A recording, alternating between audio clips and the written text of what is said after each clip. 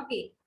See, whenever the egg and sperm reaches the amphilar region at the same time, then only a successful pregnancy takes place. That's why all the copulations which are being done are not going to have a successful pregnancy. Okay. Next, now we will see how these sperms enter in a female vagina, and from the vagina, how they are going to reach towards the egg. After reaching towards the egg, how the nucleus of a sperm will enter into the nucleus of the egg. Everything we will see step by step. Okay, here comes the first step, that is approach of a sperm. Just 1 minute.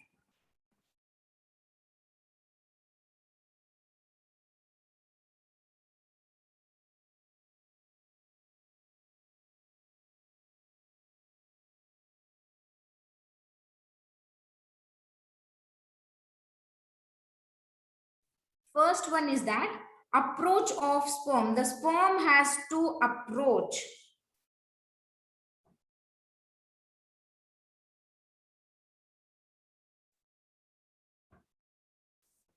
till the egg, and we know egg is not comes out from the ovary. Then what is the structure which is coming out from the ovary? If that is not an egg, which is a structure which is coming out from the ovary, or exactly during the ovulation, the structure which is going to come out? Yes, Nishchita, very good. Pranita, yes, very good. The secondary oocyte, yes, Danamma, very good. The secondary oocyte is going to comes out. Okay, if that secondary oocyte, let me draw. This is somewhat ampullary region or fallopian tube, and this is what the uterus, and here comes the cervix and the vagina. Okay, so yes, Prathamesh, as I told you, if you remember the ovulation at that time when I'm explaining the section of ovary, there I have told you, because of the contractions, peristaltic movement of the fallopian tube,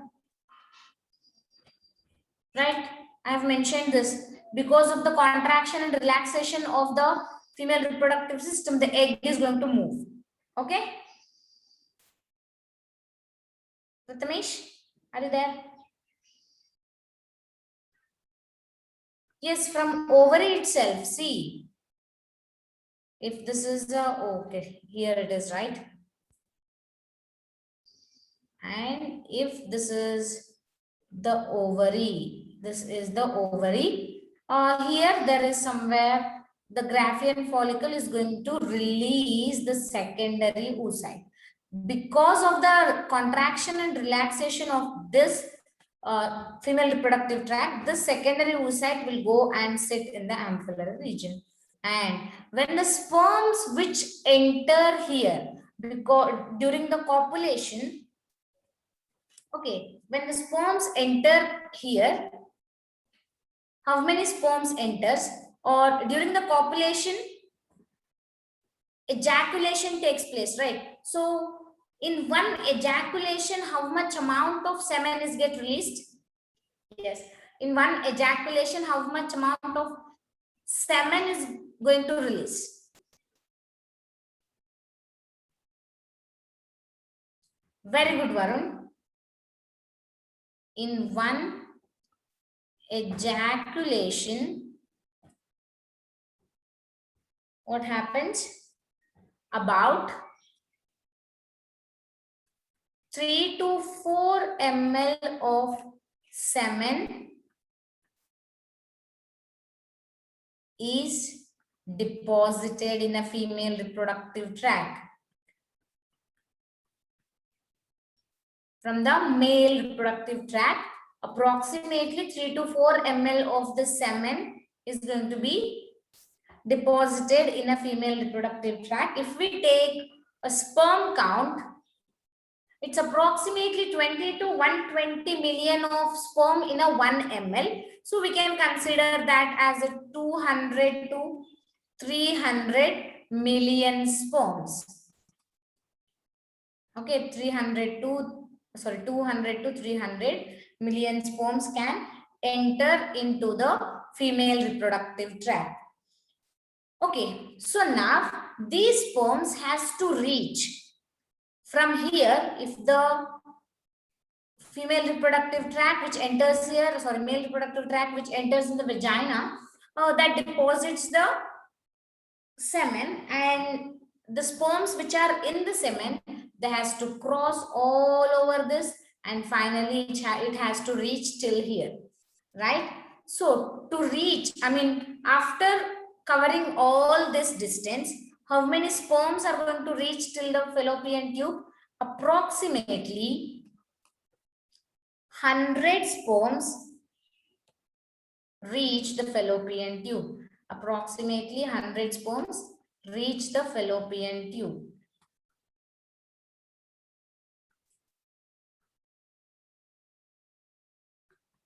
Reach the fallopian tube. Okay. And what is the speed of a sperm? Do you know what is the speed of a sperm? Sperm is a moving, right? I agree. What is the speed of the sperm? Any idea?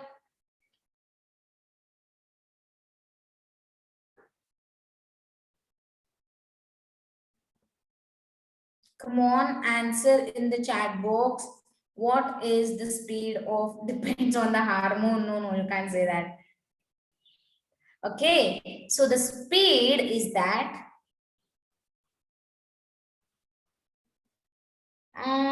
no.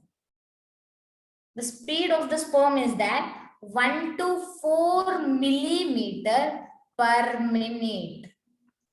For 1 minute, it can move from 1 to 4 millimeter. Okay, this is what the approach of the sperm. But yes, there is a one more point I need to mention here. Once the sperm enter into the vagina, it has to cross all this path. So to cross all this path, there are so many barriers. At the same time, to protect the sperms, also there are many things to help the sperms. Right, now we will see how, now we will see what is the movement of sperm and what are the things that are helps the sperm movement, and what are the things that acts as a barriers for the sperm movement. We will see now. Okay, first is that the sperms which, the things which help the sperm for the movement, help to sperm, is what are the things that help the sperms? Can anyone tell me? Do you have any idea? The things which are helping the sperms for the move, to move or to withstand the acidic condition, for everything? Oh, Aditya, no. Kiran, no. Yes. Ananya, yes. Semen, as you said, semen. Yes, Prathamesh. So semen contains the secretion of the hormones, right? Yes, Prathamesh, very good.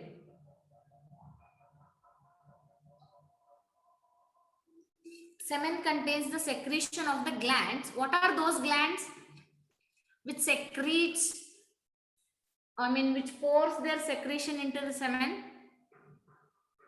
One, as Prathamesh said, is the seminal vesicle. Okay. Reshman, yes. Ankita is saying a prostate gland, seminal vesicle, prostate gland, and bulbourethral gland. Very good, very good. Super. You guys remember this.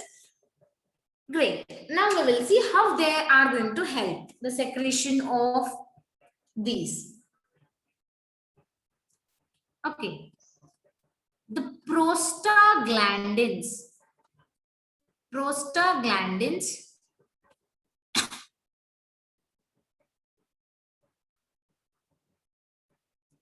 Prostaglandins is the secretion from the seminal vesicle. This is a secretion from a seminal vesicle.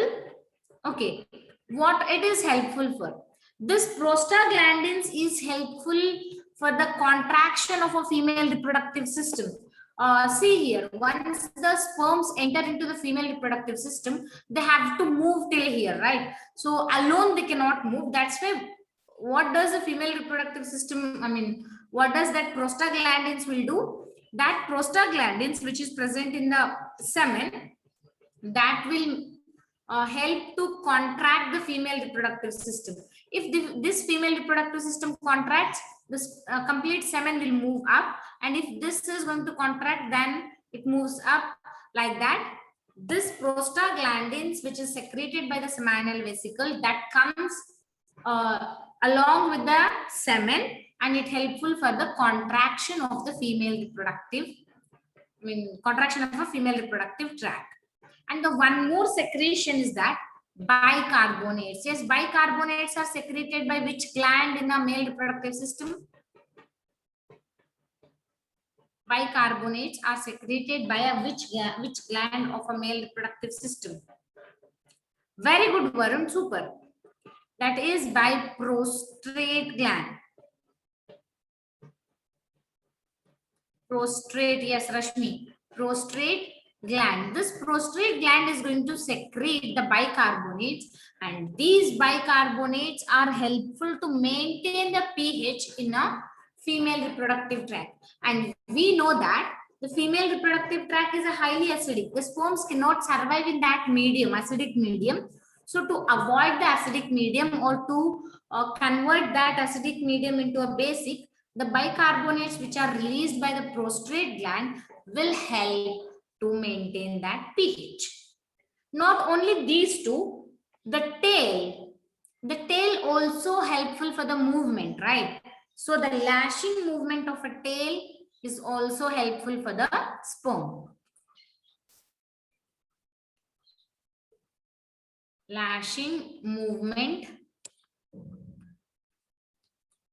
of tail also helpful for the sperm. And one more thing is that aspiratory movement of a uterus. So these three from the male reproductive system, and one more from the female reproductive system, that is also helpful for the sperm. What is that? Aspiratory movement. What do you mean by aspiratory movement?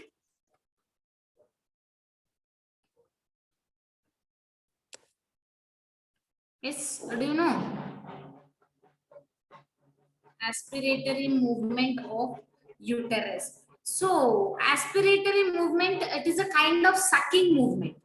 Okay, so how it is helpful means, once the sperms are deposited in vagina and cervix, then what happens? If this uterus shows the aspiratory movement or the sucking movement, then what happens? All the sperms, they can easily enter into the uterus, right? And after this, or because of the contractions and all, they can move till the fallopian tube. Understand? Now we will see the barriers. Barriers to sperm movement. Barriers for the sperm movement. What are those barriers? Yes, what do you think, which are maybe the barriers for the sperm movement? Which may be the barriers for the sperm movement? What do you think, guys? You don't want to think?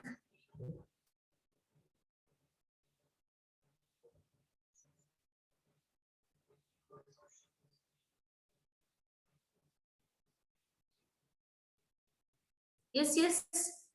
As I said, you guys don't want to think, or do you know or don't know?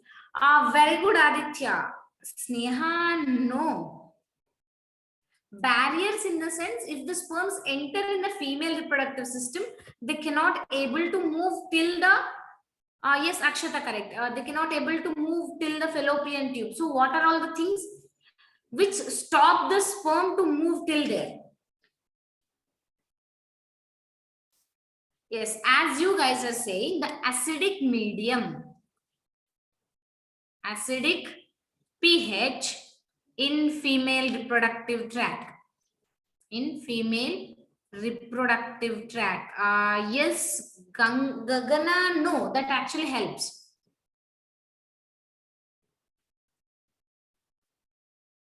No, female reproductive tract. No, Anusha. Next one is that if we consider our body have an immune system, right? So what is the function of immune system? What is the function of immune system?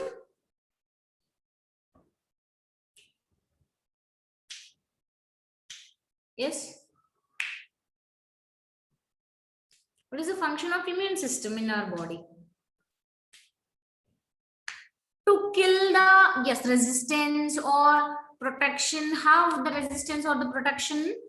Because it can kill the foreign particles which is coming out from the body or which is not belongs to the our body, it can kill, right? In the same way, the sperms which are entering into the female reproductive tract, which are considered as a foreign particles, right, by the female body. Do you agree? They are considered as a foreign particles because they are not belongs to the that female body. Then what happens? That immune system gets activated. Yes, that immune system gets activated and produces the phagocytes. Produces the phagocytes. Okay, these phagocytes which are going to engulf the sperms. Understand? And the last one is that thick endometrium. Thick endometrium. So why thick endometrium is going to act as a barrier? Because see, the endometrium wall, let me draw here. Okay, endometrium wall is somewhere here, right? And the sperm has to move from here to here somewhere. So while moving in these foldings, yes, okay, Varam. While moving in these foldings, the sperms may stuck in between and they can't come out.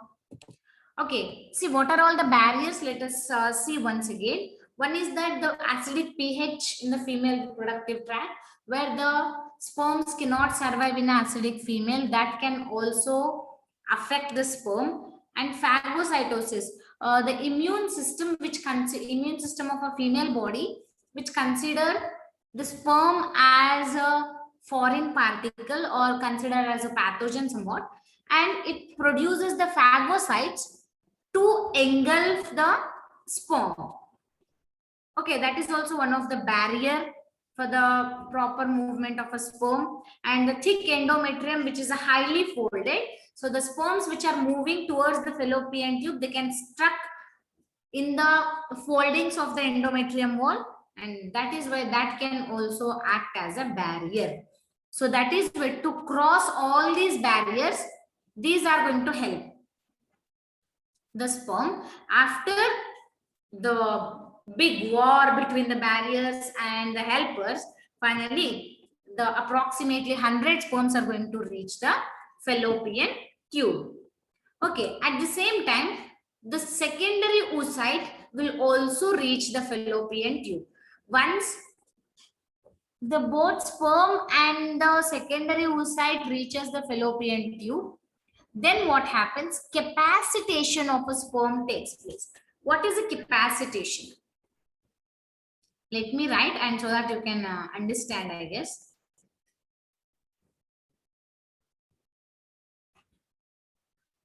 Sperm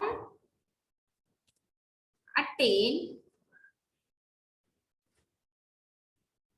functional maturity in female reproductive tract. In female reproductive tract. Okay, how do they get a functional maturity? Okay, sperms will get enter in a female reproductive tract. Once they enter in a sea, this is a sperm having so many things on it, on the cap, right? And it combines with the seminal plasma, that is a semen, and it comes out. into the female reproductive tract. Once it comes into the female reproductive tract, what happens? The cap containing so many things. What are those so many things? Are sterol and glycoproteins. All the sterols and glycoproteins, the box-like structures which are removing, those are the sterols and the glycoproteins. The sterols and glycoproteins which are there usually, but whenever the sperm enters in a female reproductive system, the sterol and the glycoproteins will move out. Okay, but if they move out, alternative to that, the calcium ions come into the sperm. Understand? So the sterols and glycoproteins will removed by the sperm and calcium influx takes place. What is the use of this calcium influx is that the sperms become more active. Understand? This is what the approach of a sperm. Okay. Finally, now the sperm has reached till the fallopian tube. Understand? These are all the things we have studied. Okay, if you understood this, just click on yes. If you understood this, click on yes. Or if anybody wants me to explain, I can. Okay, Kiran is asking me to explain again. Okay, Pranit, okay. Now guys, you can unclick. See, this is damn easy. Why it needs a calcium ions means, see, sterols are eliminating. If the calcium ion influx takes place, those calcium ions can give the energy to the sperm. Okay, that is where the calcium ions are required. And why only the calcium ion, not other ions? Because the calcium ions are more available. That is why. Okay, approach of sperm is that in this we are studying what?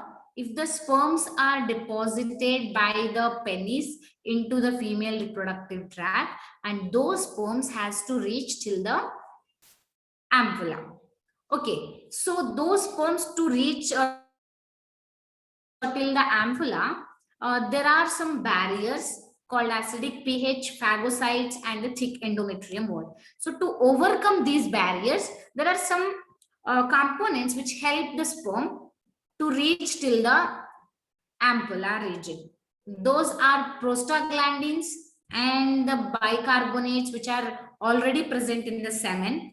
And also the lashing movement of the tail will help the sperm to move fastly. And last one is that the uterine contraction, I mean the sucking movement of a uterus will help the sperms to move fast.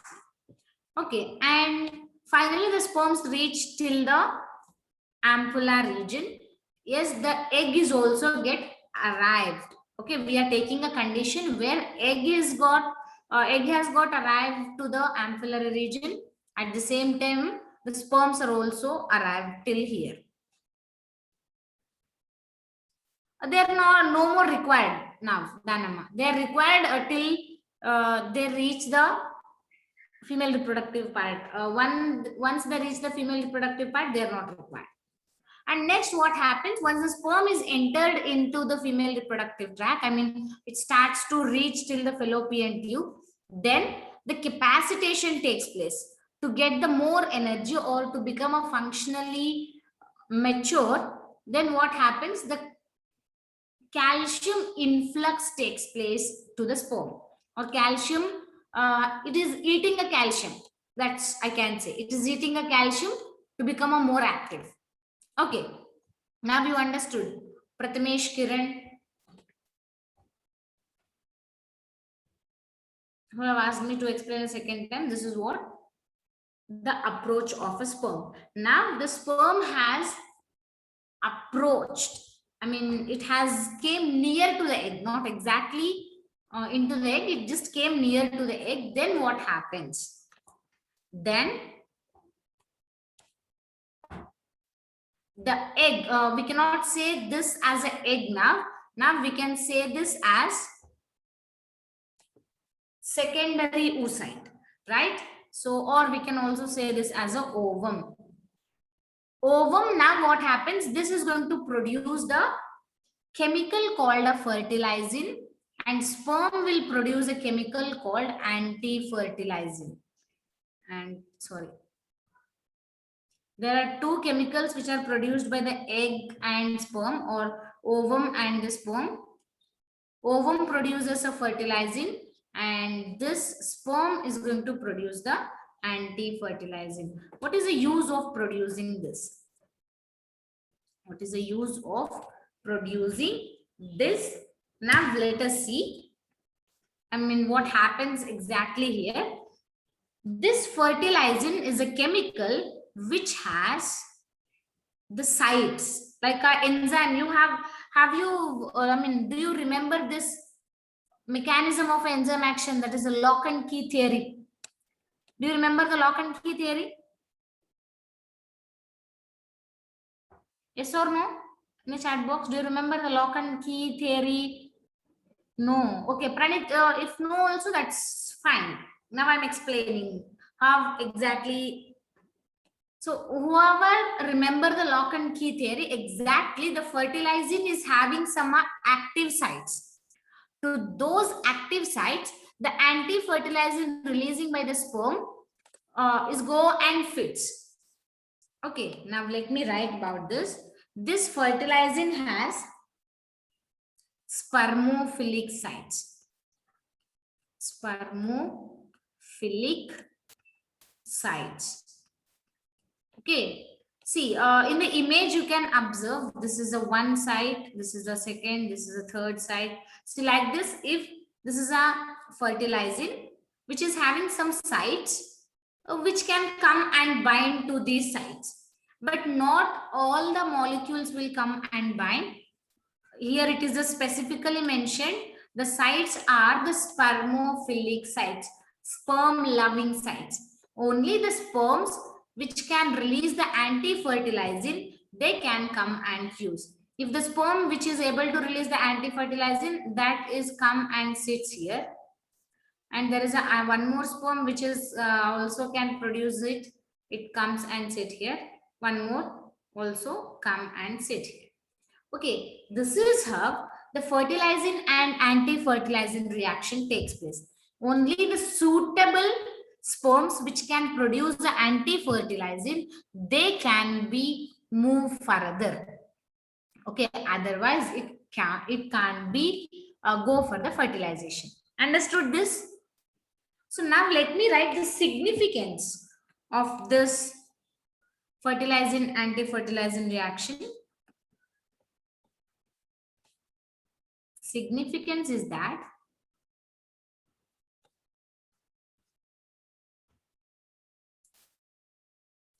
we can maintain the specificity, right? Only the specific sperms. See, we know that 200 million or 300 million sperms have entered into the female reproductive tract. Out of all those, approximately 100 sperms have reached till the ampulla. Out of 100, only one can be fertilize the egg. Only one can be fertilize the egg. See, say there are 100 there is only one post, say for the teaching field. Okay, for the teaching field there is only one post, but there are 100 teachers or there are 100 candidates who have, I mean, ready to interview, I mean, who are ready to give the interview. But which one do you select out of 100? Which one do you select as a teacher, I mean, for that post? Yes, which one do you select as the teacher for that post? Okay, who is the best, who is the good, and who is actually fit for that, right? Who is actually going to fit for that? We are going to, yes, who is eligible? Like, yes, correct. Veerabhadra, Akshata, you're saying In the same way, this egg also requires only one sperm. So why do the egg is going to waste its energy to select everyone? That is why it is going to specify the sperms here itself. How? It maintains the specificity by producing the fertilizing, and whichever the sperm produces anti-fertilizing, that can move further. Okay. Maintain the specificity. By maintaining the specificity, what happens? We can thin out the number of sperms, right? So as we know, not all the 100 sperms are required. So we are thinning out, or this reaction will thin out the number of sperms. Number of sperms. Okay, only few sperms are available now. Now what happens? Those sperms which are available, they are going to release the sperm license. Sperm license are those which are enzymes. And tell me, sperm license are produced by, these sperm license are produced by which structure of a sperm? Sperm license are produced by which structure of a sperm? Answer? Chandana, turn off your video. Very good. Kiran and Prathamesh is answering, that is acrosome. Nishita, yes, you are saying Golgi body, correct. But we have to be particular, okay? We can say that as an acrosome. Yes, what you said is correct, but next time try to say as an acrosome.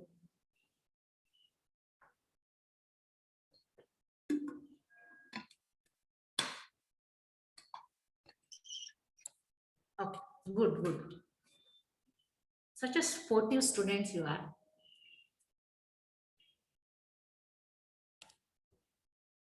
First, we need to try to answer, and then we need to, okay, we can answer now. Then I need to give the correct answer. I need to correct my questions, or I need to correct my answers.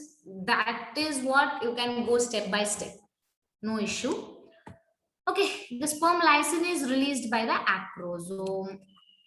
This is just like a story. The one hero is going, how the hero involves in a battle, and finally how he can reach the heroine. This is what the story we are reading today. Okay. Yes, acrosome releases the sperm license. And what does the sperm license do here? Okay, what does the sperm license do here is that the sperm license will first digest the layer called corona radiata. What is corona radiata? What is corona radiata? Tell me. What is corona radiata? I am asking you.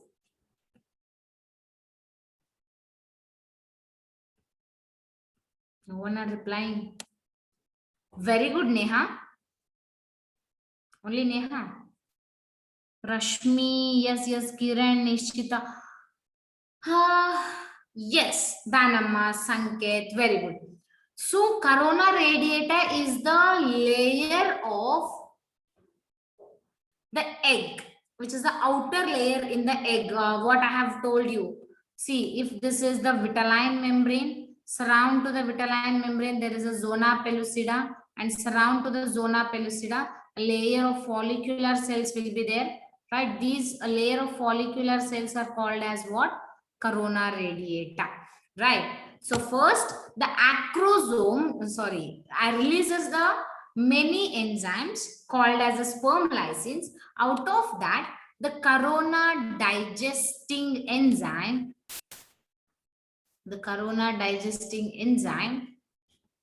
will digest the corona radiata layer. Okay, that is going to digest the corona radiata layer. And next, what happens? Dissolve dissolve hyaluronic layer.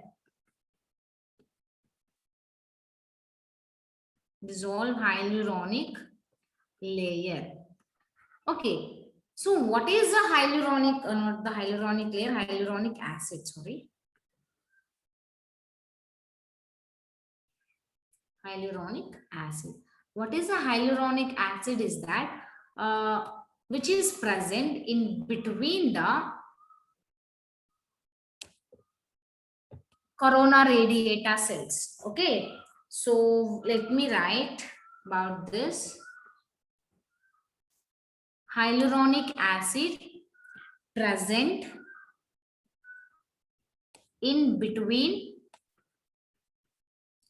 the cells of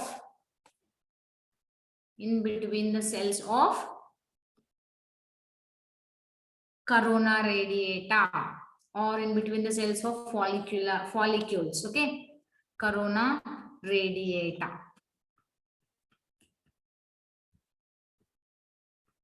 See, here there are so many primary follicular cells which acts as a layer, right? So in between the cells, there is a hyaluronic acid which holds the cells tightly. So there is a one enzyme which is called as a hyaluronidase.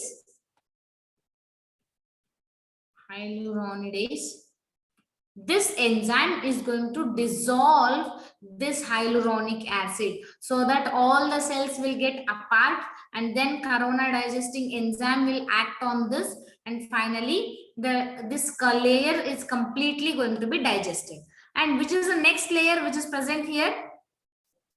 The next layer is that zona pellucida. So now the digestion of, or the digest zona pellucida. These cells or these enzymes can also digest the zona pellucida. So which is the enzyme that is going to digest the zona pellucida is that enzyme is called as acrosin. Acrosin enzyme that is going to digest the zona pellucida. Okay, clear this? So far what happened? Let us have a look. First, the sperms which come and reach near the secondary oocyte. Now the secondary oocyte releases the chemical called fertilizing, and the sperm releases the anti-fertilizing. Okay, so that we can reduce the number of sperms. After this reaching the egg, once this sperm reaches the egg, that releases the sperm lysins. Those sperm lysins are the enzymes which digest the corona radiata and the zona pellucida. Next, which is the layer remaining here? Which is the layer remaining here? Tell me which is the layer remaining here if corona radiata and zona pellucida has got digested. What is the third layer or third membrane?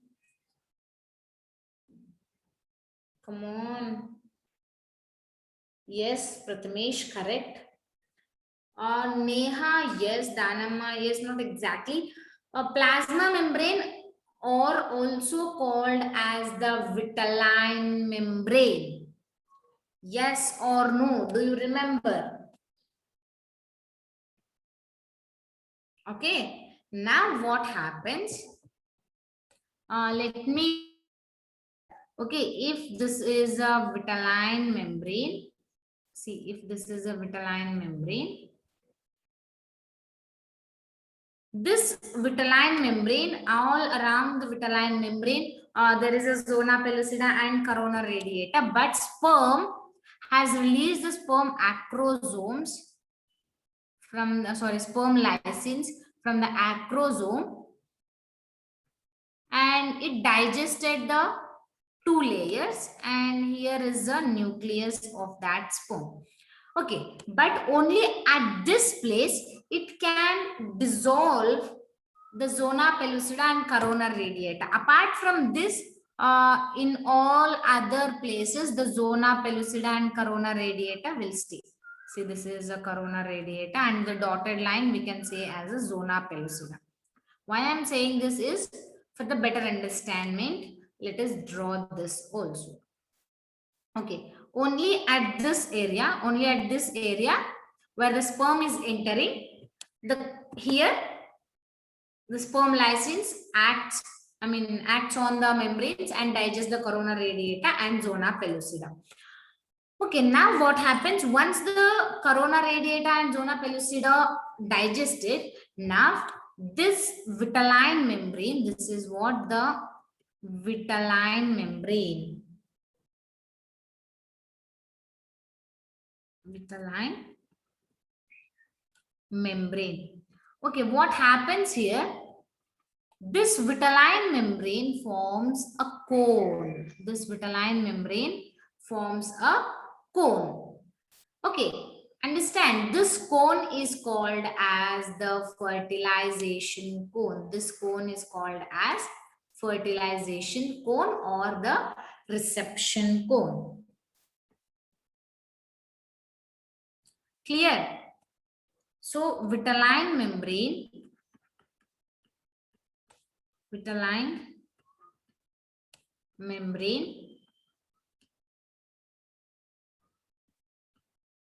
forms the cone shape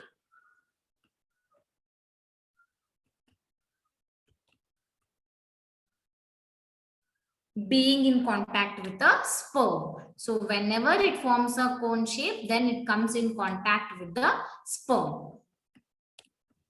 In contact with the sperm. Understand? So now what happens? Before that, tell me, this structure which is forming a fertilization cone is called as what? The structure which is forming a fertilization cone is what? Yes, what is that structure? Yes, what is that? The structure which is forming a fertilization cone is, which cell is that? Either the egg or secondary oocyte.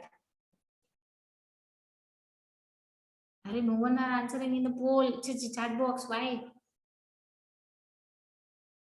Whether this is the egg or secondary oocyte. Okay, Pranit is saying the answer, and you are correct, Pranit. Where the others, are you sleeping?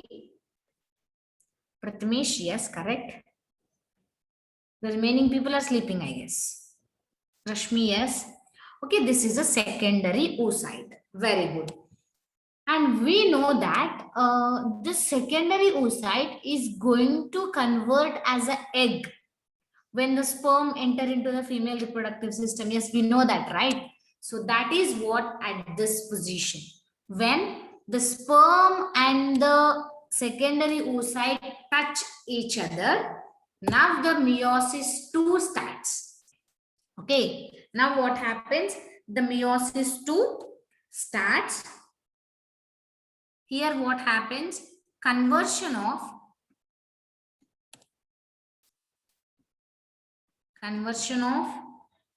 secondary oocyte into egg by touching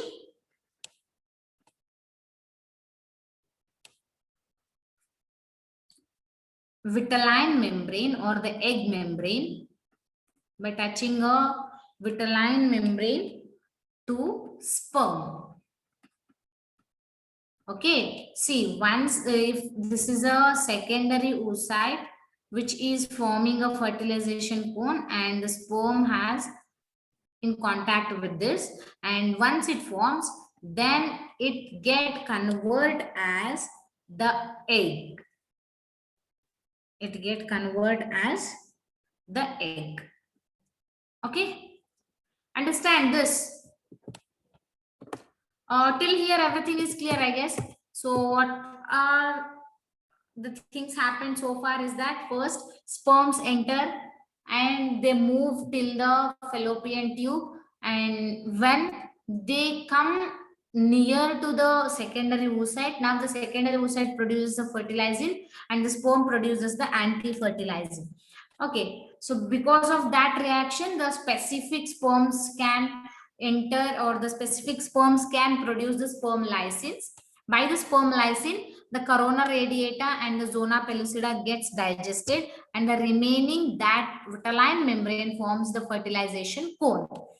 Because of the contact between the egg and the sperm, now contact between the secondary oocyte and the egg, now the meiosis 2 starts, whereas this secondary oocyte will get converted as an egg. Okay, now we happens the cortical reaction, or the fertilization membrane forms. How it forms, let me tell you. Yes, this is what the vitelline membrane, and all this is the cytoplasm, right? This is what the vitelline membrane, and all this is the cytoplasm, and here fertilization cone starts, and this is also everything like this. And yes, there is a still more large structure, but I'm not drawing all the things. Okay, do you remember this? You know this, right? Yes, it is a plasma membrane, or you can also call this as a vitelline membrane. So now what happens after the formation of a cone, or once the sperm come in contact with the egg? Now we are calling this as an egg. Okay. Once the sperm comes in contact with the egg, now what happens? The vitelline membrane of the egg moves up little.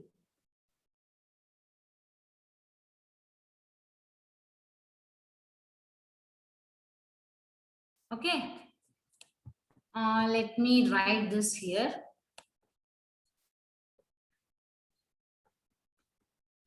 Vitelline membrane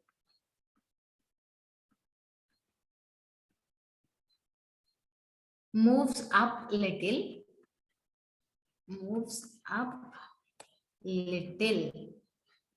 Okay, by leaving a space. By leaving space.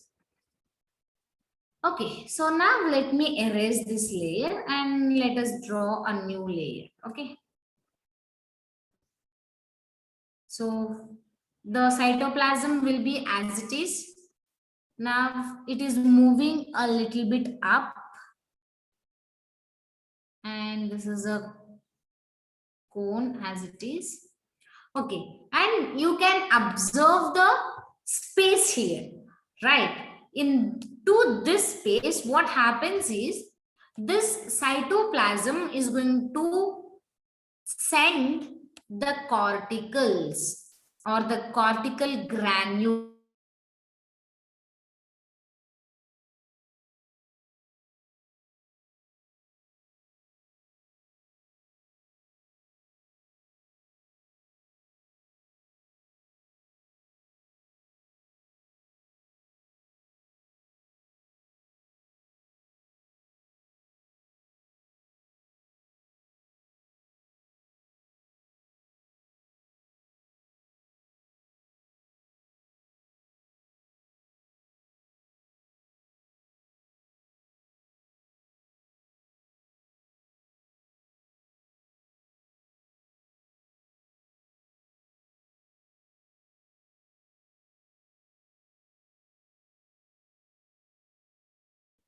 Okay, see, these are what?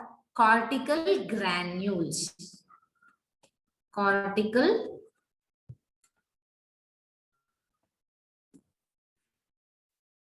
granules. Okay.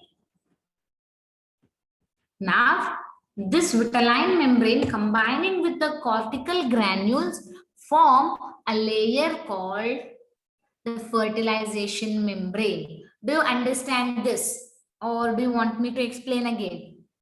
What happens? The vitelline membrane, which moves a little bit up, and the cytoplasm donates the cortical granules, and these cortical granules combining with the vitelline membrane forms a membrane called the fertilization membrane. So what is the use of this fertilization membrane is that, significance of this is that prevent polyspermy. Prevent polyspermy. So what is a polyspermy? Entering of many sperms. See, once already the one sperm has entered here. I mean, one sperm has got in contact with the vitelline membrane. So no other sperms are required. So now what happens? This egg is itself forms a layer or the membrane called the fertilization membrane. This fertilization membrane is not going to allow any sperm, any other sperm to enter into this egg. Understand? Say yes or no. Understand? Say yes or no. Or if you want me to explain again, you can ask me. Okay, few people are saying yes. So nobody want me to explain again. That's great. You understood? Okay, after the formation of this, now we know that only here is what? The sperm.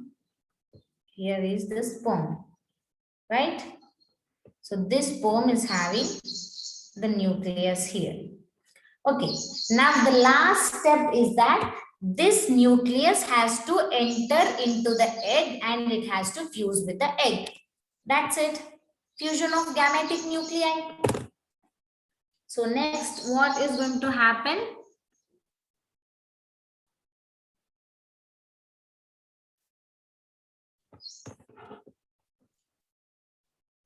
The nucleus of sperm enter into the egg. Enter into the egg and fuses with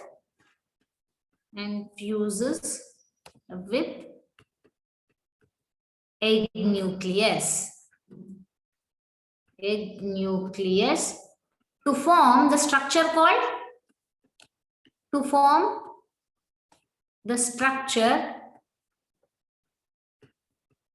what? Once the zygote, once the nucleus of the sperm and the nucleus of the egg fuses, what is going to be formed? What is the structure next formed? Yes, Ananya, very good. Called zygote. Nishchita, correct. Right, this is what the fusion of gametic nuclei. Okay. So the path followed by the nucleus of a sperm. Okay, how the sperm nucleus is moving, based on that, next the zygote is also gets divided. Okay, we'll see about that later. So do you understand till here clearly?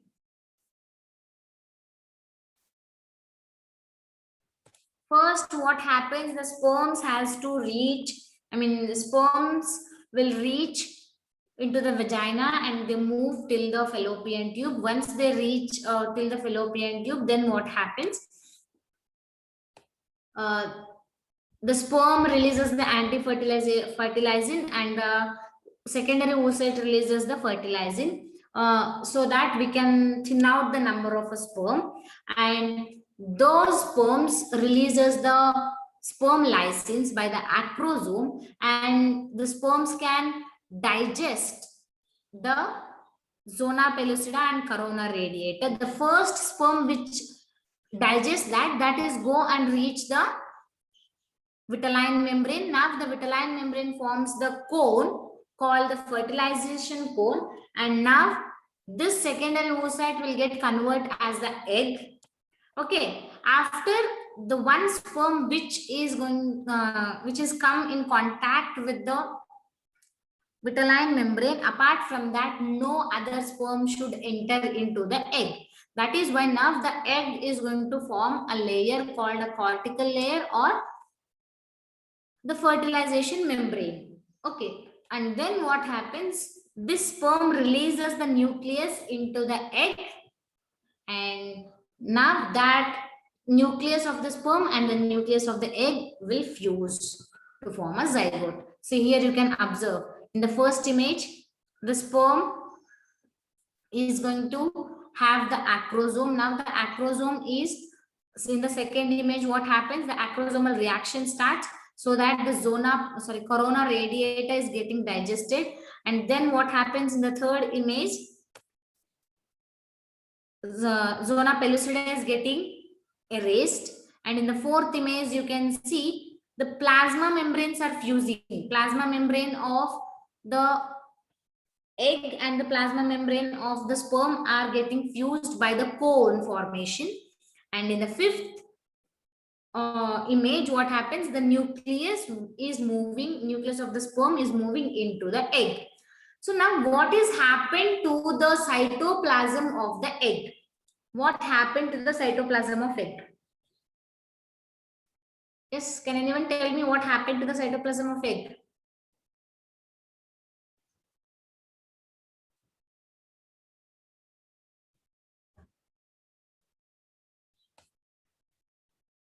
No one are answering. Why?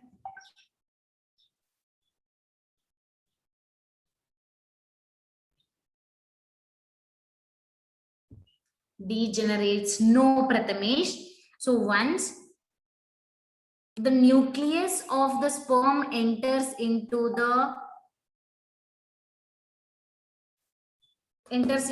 egg, then the nucleus of the egg and nucleus of the sperm fuses, and now the cytoplasm remains as it is, and now we are going to call that as a cytoplasm of the zygote, because it is converted as a zygote, right? So the cytoplasm is not going to get waste here. Okay, now let us see some of the significance of the fertilization. Before that, just say, did everybody understood this? Did everybody understood this? What is the fertilization and what is the exact process of fertilization? Click on yes or no quickly, please. Yes, done.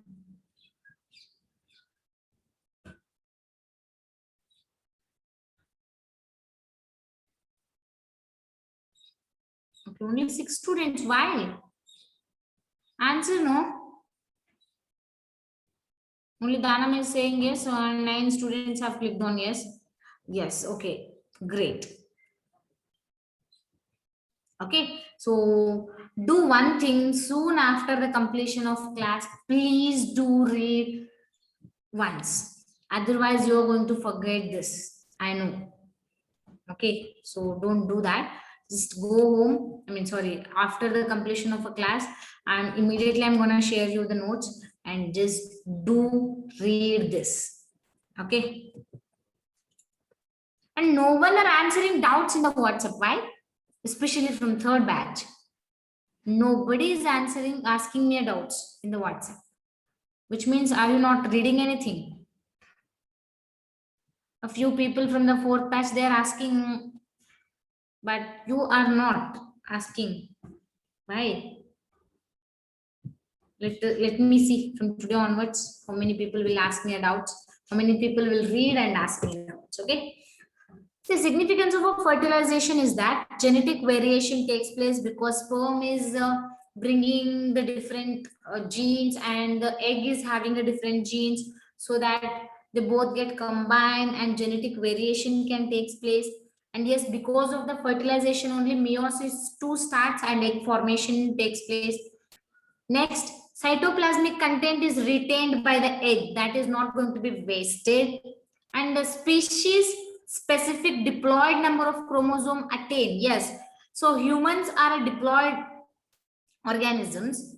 So if the gametes are haploid and they involve in a process of a fertilization, then the next generation also can be a diploid, otherwise it can't, right? So the fertilization can also maintain the chromosomal number, and metabolic activities and oxygen uptake is increased.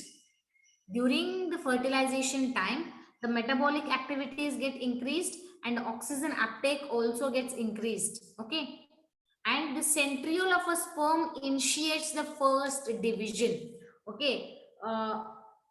As soon as the sperm gives the nucleus, but not only the nucleus, the sperm is also contributing the centrioles, you know, right? The sperm is containing the two centrioles. The centrioles also contributing by the sperm to the egg. Okay, and those centrioles initiates the first division of the zygote. And how the zygote should be divided, I mean, what is the path of a zygote division? Everything will be decided by the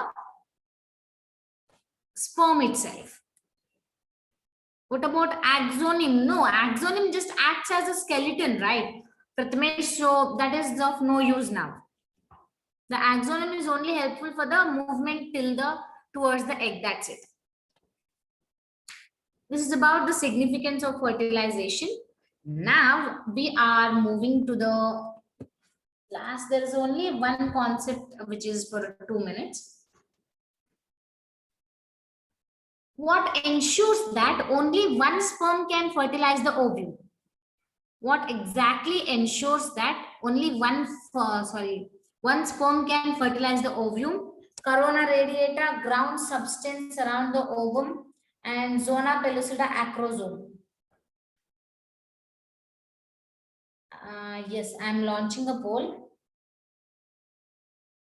No. Oh, sorry, not this one.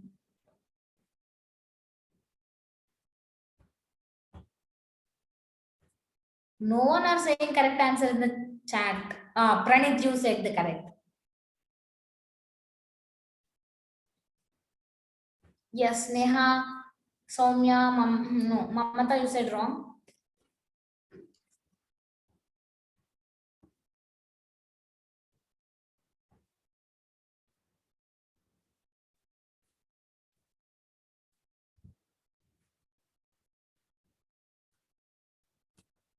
Yes, Anusha. Ananya. Yes, you guys are correct. And one more guy said, but I can't see that. Mamata is. Rashmi, no.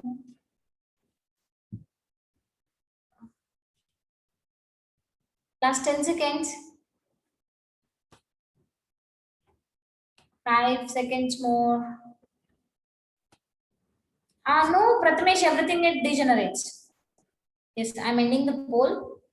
And the results are like this. 10% of the people have chosen option A, 30% of the people have chosen option B, 50% of the people have chosen option C, and 10% of the people have chosen option D. Yes. Neha, I explained that already. Okay. We'll discuss about that in a post-fertilization events. Okay. So exactly which is going to ensure only one sperm fertilizes mean corona radiata, the one sperm which can,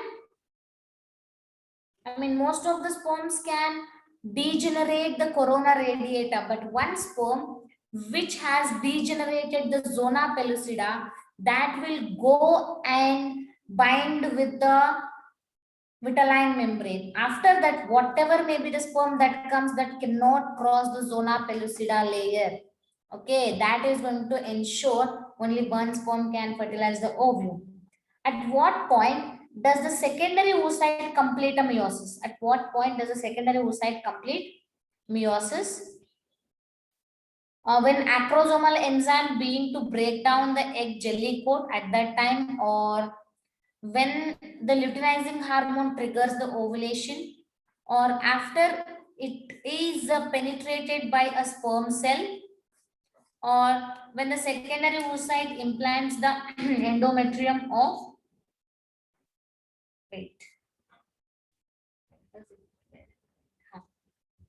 the uterus. Which is the correct answer? No. Meghana, no. Rashmi, correct.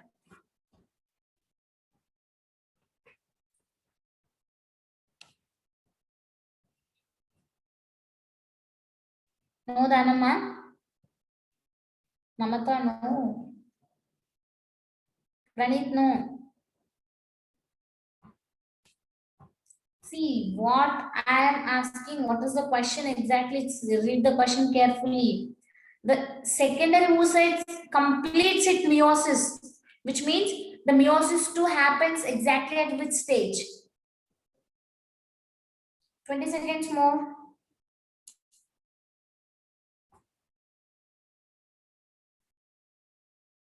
No, Pranit.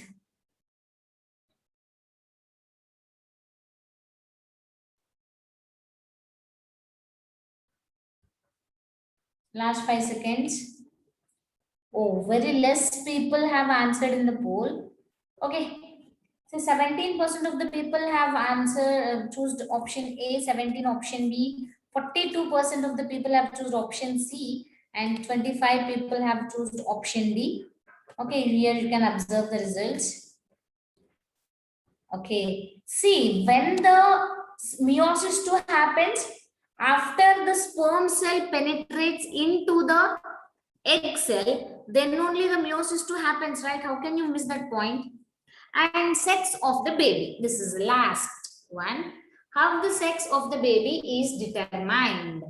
Whether by the, see, the egg, let me write.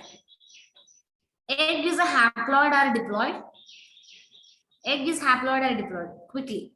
Egg is a haploid. Okay. Yes. Good. Egg is a haploid. Right. This is produced by the female, or let me say this is produced by the mother. Mother is having the chromosomes, sex chromosomes XX, who is a diploid. Right. Yes, Danama. Who is a diploid. But as the egg is haploid, whatever may be the egg is produced by the mother, that is X. But the female, sorry, male is going to produce the sperm.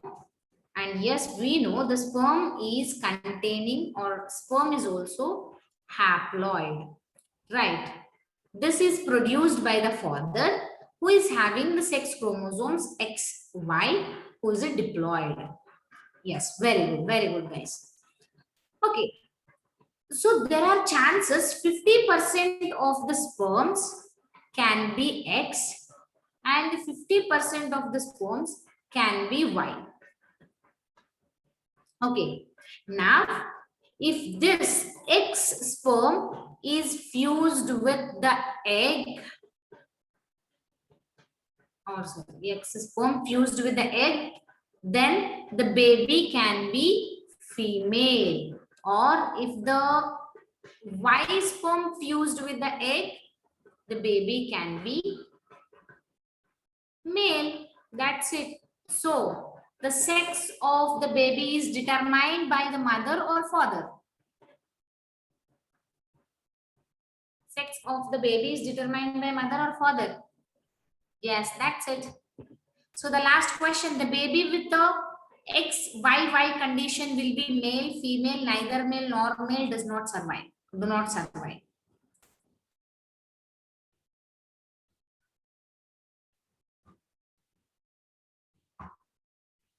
Yes. Come on. Quickly answer in the poll. We are left with no time.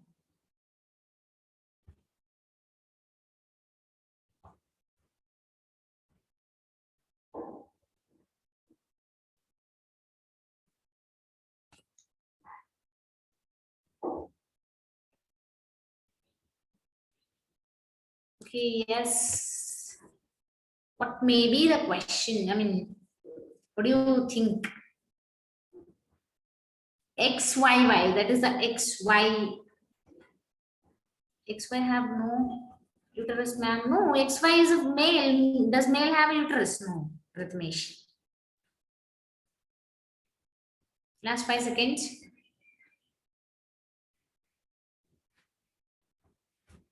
Yes, I'm ending the poll and see the results. 28% chose A, nobody chose the B. That's great. At least you know XX is a female. And 33 chose the C and 39% chose the option D. See, XX is a female, XY is a male, and XXY is what you can call transgenders. But XYY, no, Prathamesh, XY is not a female, XY is a male. See, XYY, that child do not survive and they cannot get XYY first of all. Why XYY happens? Can you tell me in the next class? And the homework, read the textbook and PPT, complete the module in class and homework. Thank you. And now, if you got any doubts, just, sorry. If you got doubts, ask me in the chat box now. Ask me here in the chat box if you have doubts.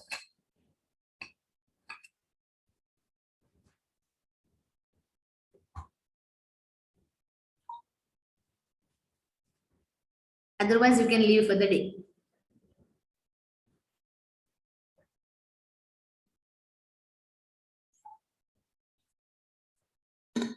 Thank you. Okay, about the transgenders, tomorrow we don't have class, right? Thursday I'll try to explain. But about the transgenders, yes, in genetics we can get. Thank you, thank you.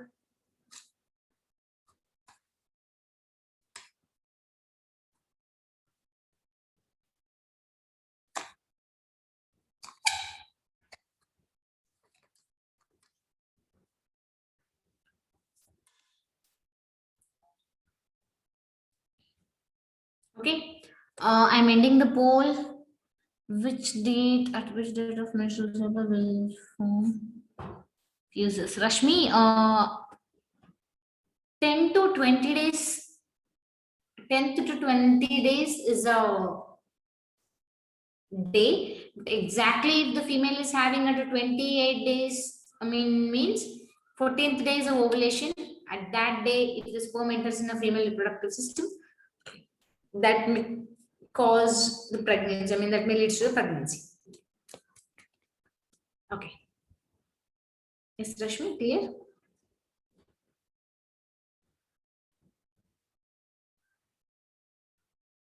For 3 to 5 days. So that's why always consider in the next chapter you're going to get to avoid all these things. In the next chapter you're going to get 5 days before and 5 days after. Also, it is considered to avoid a pregnancy exactly 5 days before and 5 days after at the ovulation. The humans should avoid the coitus at that time. Is there a possibility female without a uterus? Yes, it may be. There may be a possibility, Prathamesh.